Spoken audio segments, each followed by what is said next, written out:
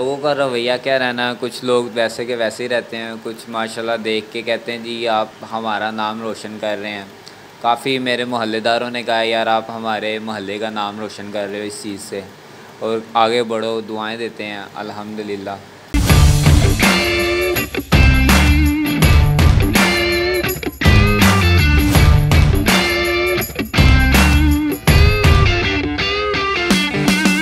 अस्सलाम वालेकुम नाज़रीन, इनसाइड टीवी के साथ मैं हूं आपका होस्ट सामे।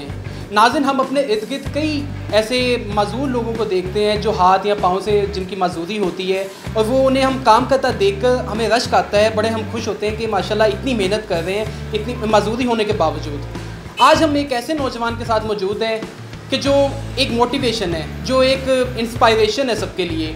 वो हाथ और पाँव दोनों की मजदूरी के बावजूद इतनी ज़बरदस्त जिम्नास्टिक करते हैं कि कोई भी देखे तो वो हैरान रह जाए। तो चलिए उनकी जानिब बढ़ते हैं, उनसे बात करते हैं। आइए। तो जिन हमारे साथ मौजूद हैं नज़म मोहम्मद साहब के, जो इनके कोच हैं। तो पहले इनसे बात करते हैं, इनसे जानते हैं। अस्सलाम वालेकुम सर। वालेकुम सलाम। सर, दोनों हाथों और पाँव की मजदूरी, उसके बावजूद जो है वो जिम्नास्टिक कर रहे हैं इतनी ज़बरदस्त। तो जब ये आपके पास पहली बार आए तो आपके माइंड में क्या आया कि इनको मैं किस तरह ट्रेनिंग दूँगा? ये माशाल्लाह तकरीबन कोई 3-4 माह पहले मेरे पास आया। तो ये पार्क में मैं गेम करवा रहा था तो क्लब में अपनी, तो ये इसने मुझे हैंडशन करके दिखाया। तो मैंने जब इसको हैंडशन करते हुए देखा तो मैंने कहा कि इसके अंदर वो पोटेंशियल है कि ये खिलाड़ी बन सकता है। और फिर इसको मैंने जब दावत दी कि आप हमारे क्लब में आए, हम आपको फ्री जिम्नास्टिक करवाएंगे, तो इसने फिर दूसरे दिन से अपनी ट्रेनिंग जो है ना स्टार्ट कर ली। और फिर पहली ही ट्रेनिंग से मुझे ये पता लग गया कि इसके बाजू में और इसकी कमर में और इसके पेट में ना बहुत ज़्यादा आम लोगों जो फिट लोग हैं उनसे भी ज़्यादा ताकत है। तो ये बड़ी जल्दी जो है ना दिन दुगनी रात चुगनी ना एक्सरसाइज अपनी तरक्की करता गया गेम में, और बहुत जल्दी इसने चीज़ें सीखी हैं। और जो बच्चे ये स्पेशल होते हैं, माजूर होते हैं, उनमें आम बच्चों से ज़्यादा जो है एक जज्बा भी होता है और इनमें हिम्मत भी होती है बहुत ज़्यादा, क्योंकि इन्होंने बहुत ज़्यादा तकलीफ़ें देखी होती हैं, बहुत ज़्यादा मसाइल देखे होते हैं, इसलिए इनके अंदर जज्बा और हिम्मत बहुत ज़्यादा होती है आम इंसान से। और इन्हें करवाने के का भी यानी कि मुझे पहले से बड़ा एक्सपीरियंस है। जो माजूर बच्चे हैं, स्पेशल बच्चे हैं, इनको करवाने का पहले से मुझे काफ़ी एक्सपीरियंस है। और मेरे अंदर ख़ुद भी अपने अंदर ये जज्बा है कि मैं इनको करवाऊँ, इसलिए ये काम जो है ना बहुत आसान लगता है मुझे। और ये सब काम जज्बे से होता है कि एक बंदे के अंदर ऑलरेडी जज्बा है और वो उसको कोई काम मुश्किल नहीं लगता कि यार इनको हमें मुश्किलात आती, कोई मुश्किलात नहीं आती। इनको करवाना आम नॉर्मल लोगों से ज़्यादा आसान है।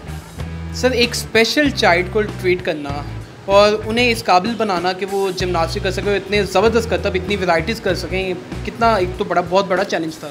बिल्कुल चैलेंज तो है, लेकिन इसमें यह है कि ये एक नेकी का काम भी है, और हम ये भी चाहते हैं कि ये बच्चे कोई माशरे का हिस्सा बने और अपने जो इनके अंदर छुपा हुआ टैलेंट है उसको सामने लेके आएँ।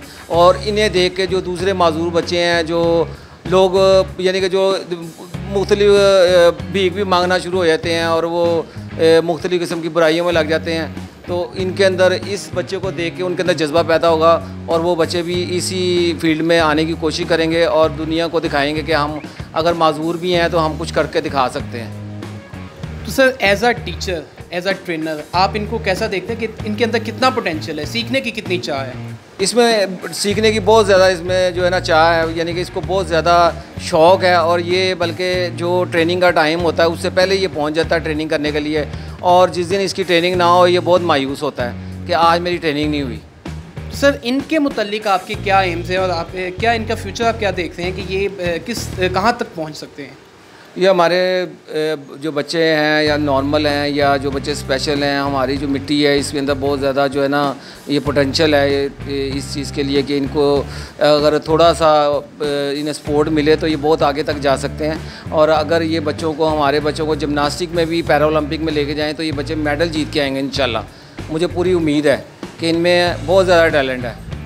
आप हमारे हमसाये मुल्क इंडिया को देख लें कि वहाँ पे टैलेंट को ज़ाया नहीं होने दिया जाता, उनको मौके दिए जाते हैं और वो अपने मुल्क के लिए मेडल जीत के आते हैं। तो हमें भी ये चाहिए कि हमारे मुल्क का अगर वज़ीर-ए-आज़म स्पोर्ट्समैन रहा है तो वो इन बच्चों की तरफ भी तवज्जो दे, और जो दूसरी स्पोर्ट्स है, जो नॉर्मल लोगों की स्पोर्ट्स है, उसको भी ऊपर भी तवज्जो दें, ताकि हमारी स्पोर्ट्स बर्बाद ना हो बल्कि ऊपर जानी चाहिए, इसका लेवल ऊपर जाना चाहिए।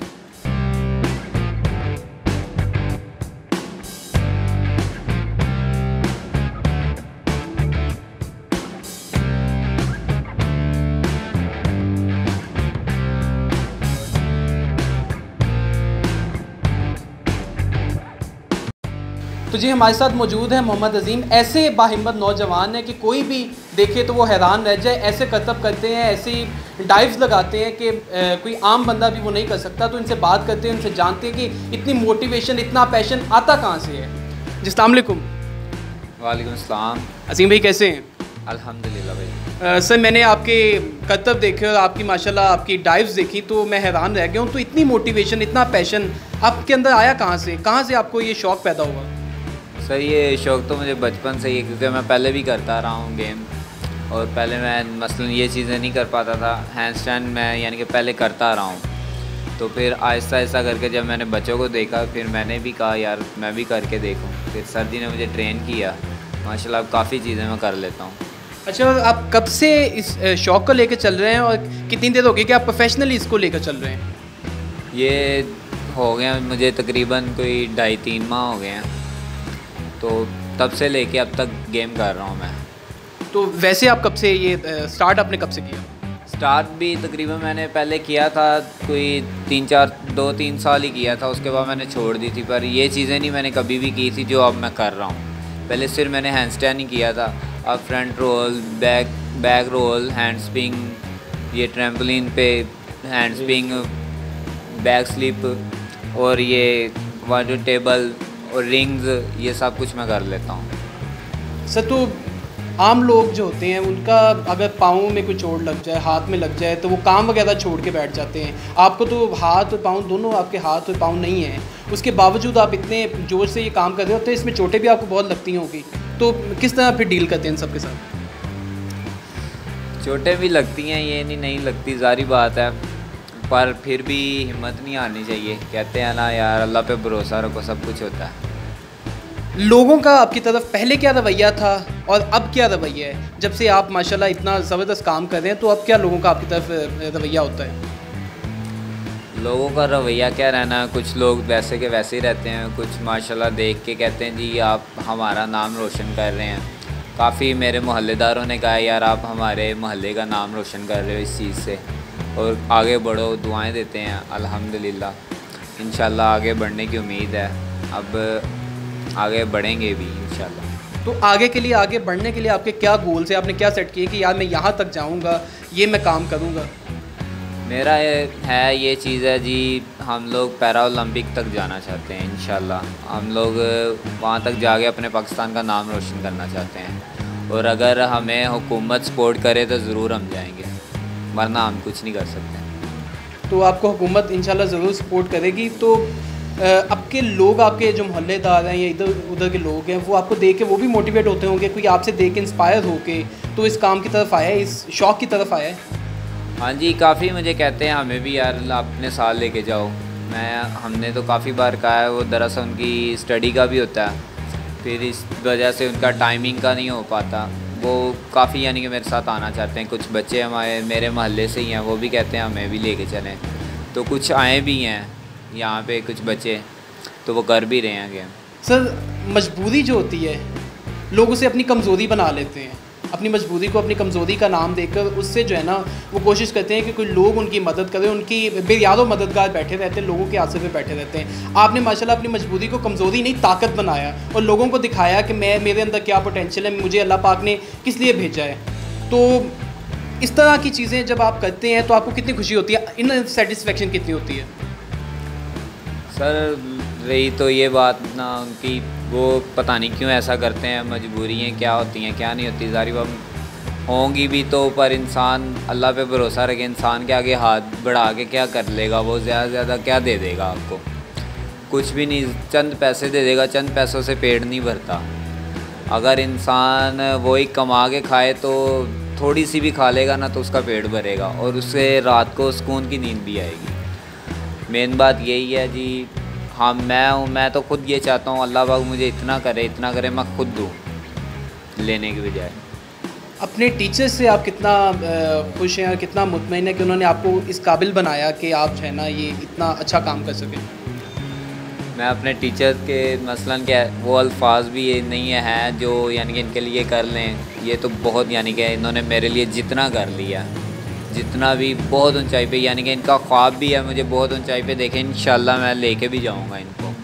और अपने सर का ख्वाब भी पूरा करूँगा। पर बस कुछ हुकूमत का है, अगर वो हमारा साथ दे तो हम जाएंगे भी। ज़ाहिर भाई इन्होंने मेरे लिए इतना कुछ किया है, ये सारा कुछ मेरे यानी कि मेरे मुताबिक उन्होंने तैयार किया है। ये रिंग्स मेरे मुताबिक लगाए, फिर उन्होंने पैलर बार, ये वाटर टेबल, मसलन के हैंड स्प्रिंग, सब कुछ उन्होंने मेरे मुताबिक करवाया काम जितना भी है। और इतना कोई भी कोच इतना नहीं करता। वो कहते हैं यार इसका क्या हम करेंगे, ये क्या कर सकता है, यानी कि वो छोड़ दें। पर सर ने मेरा साथ नहीं छोड़ा। इन्होंने काफ़ी चीज़ें मुझे सिखा दी है जिनकी वजह से मैं आज यहाँ तक पहुँचा हूँ। जी, तो आपने इंटरव्यू सुना, इनके कोच ने बड़ी ज़बरदस्त बात की कि हमारे लोगों में बहुत टैलेंट है। और मुझे इस पर इकबाल का शेर याद आया कि ज़रा नम हो तो ये मट्टी बड़ी ज़रखेज़ है साकी। इसी के साथ अपने होस्ट को दीजिए इजाज़त। अल्लाह हाफ़िज़।